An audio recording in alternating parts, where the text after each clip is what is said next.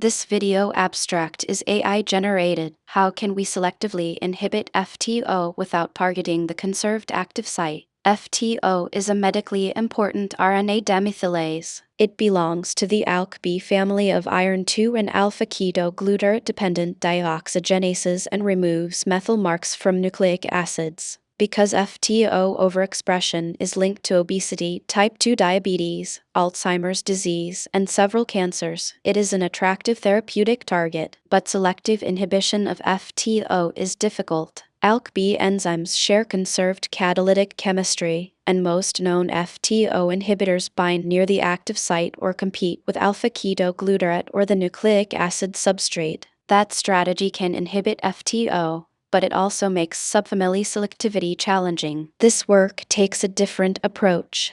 FTO is unusual among ALK-B enzymes because it has two structural domains, an N-terminal catalytic domain and a C-terminal regulatory domain. The interface between these domains is required for proper enzyme function and is absent in other ALK-B family members. That makes the domain interface an attractive site for selective inhibition. The challenge is that this interface is tightly packed and does not present an obvious stable pocket in static structures. Previous NMR and molecular dynamics studies showed that FTO dynamics transiently open cryptic pockets at the domain interface. These pockets became the target for high-throughput virtual screening. The screening pipeline began with about 170,000 compounds from the ASIN-X Bio design library. Virtual screening against two cryptic pockets identified 32 potential FTO ligands, 15 of which were commercially available. Saturation transfer difference NMR confirmed 5 ligands,